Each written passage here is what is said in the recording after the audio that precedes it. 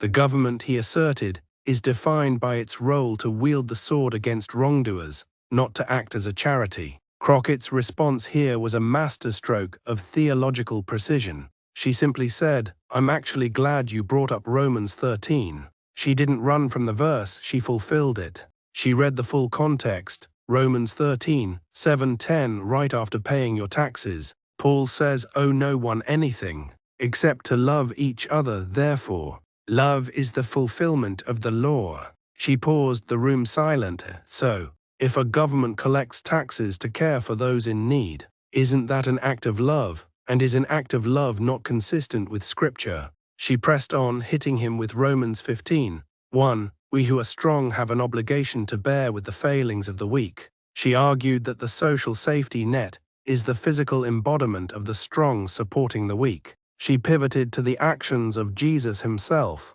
When Christ cleared the temple, he wasn't mad at individual people. He was confronting an entire corrupt economic system that exploited the poor. He didn't say, be more generous. He drove them out, and when he fed the 5,000, he asked no questions. He saw the need and met it abundantly. The difference between them wasn't whether they read the Bible. It was how they read it. Johnson looked for reasons to limit compassion. Crockett looked for commands to expand it. The room was silent. Johnson, visibly irritated, was defeated on theological ground. But Crockett had one final, devastating truth to deliver. She lowered her voice, bringing the entire chamber into an intimate moment. She closed her Bible, the sound of the cover snapping shut echoing through the room. She looked him directly in the eye and delivered the line that would instantly go viral.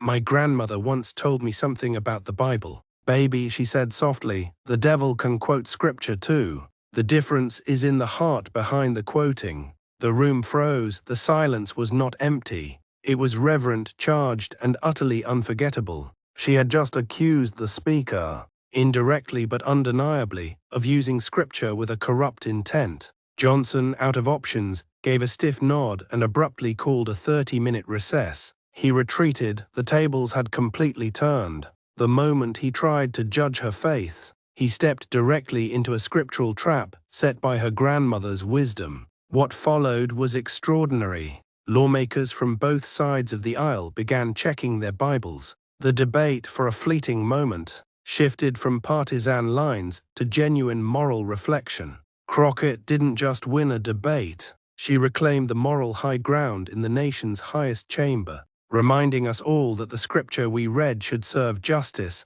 not political convenience. Let us know in the comments, what are your go-to verses for justice? And don't forget to subscribe so you never miss another moment where faith and politics collide.